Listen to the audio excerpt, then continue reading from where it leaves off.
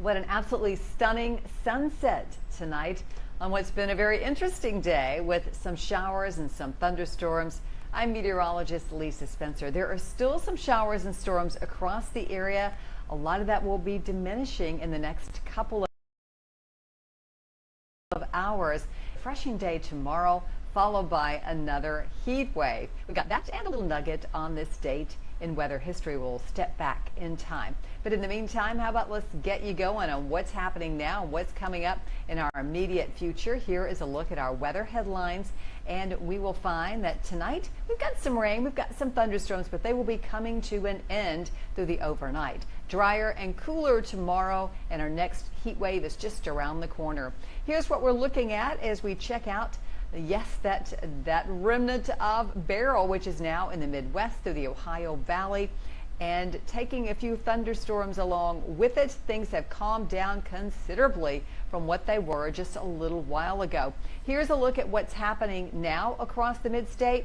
We are still seeing a few areas of rain and thunderstorms, but nothing like we had earlier today when we did have a few viewers send in some pictures of what looked like to be funnel clouds around the Adams, Tennessee area. That's over in Robertson County.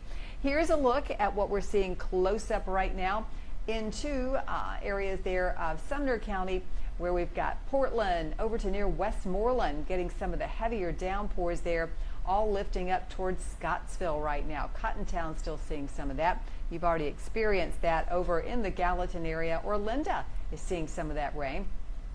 And it looks like Murfreesboro could see a bit more as we've got some coming through eastern sections there of Williamson County, straight down to Marshall County, where Lewisburg will see some more showers. That will be headed into Shelbyville as well, and some heavy downpours right there in that last county over in Giles before you make it down to Alabama. And eventually we'll see a little more rain there in the Fayetteville areas in response to that.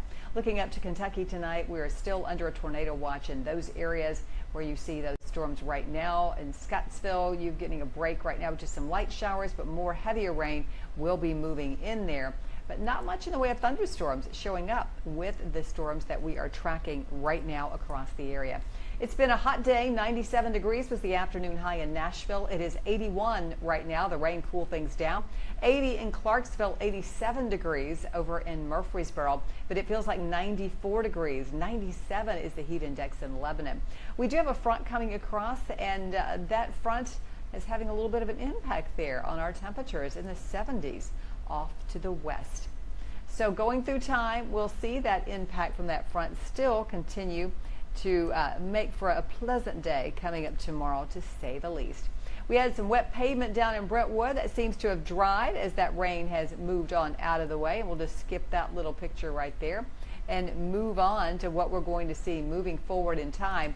And that's all this rain, this thunderstorms exiting there off the Cumberland Plateau around 9 o'clock tonight. And we will find a drier day tomorrow at 73 degrees. Look at those morning lows off to the west. Very comfy. During the afternoon, 87 for the high in Nashville. We're carrying just a 20% chance of showers. Most of us will be dry tomorrow, though. It's going to be a pleasant evening with that lower humidity. And actually starting off on a nice note on Thursday in the 60s. During the afternoon, we'll top out in the low to mid 90s for those afternoon highs on your Thursday. Tonight, just a few showers lingering into the beginning of the evening, and then all that's going to move on out. Temperatures will drop to the 70s. 72 in the morning at 7 o'clock, 77 degrees right around 10, and 84 degrees around 1, with that high at 87 degrees on Wednesday. Thursday up to 93 degrees and 96 on Friday. That's going to really be the start of that heat wave where we're over 95. We'll go just a stretch of days at that pace. Saturday, Sunday, Monday, Tuesday are all first alert weather days with those temperatures soaring into the upper 90s. And we just have some isolated showers on Tuesday. It is really going to be quite hot across the area. So just get ready for that, because when you're talking about the afternoon temperatures being that high, we're also looking at the heat index values to be even higher. So it's going to feel like 100 plus degrees across the area by the time we get to those days next week. Let's have a little interesting step back in time and show you this date in weather history. It was July the 9th, 1988. It was sweltering heat. 105 degrees was the afternoon high. in Lebanon. So I guess we can say we don't have any temperatures that look quite like that, just the heat index.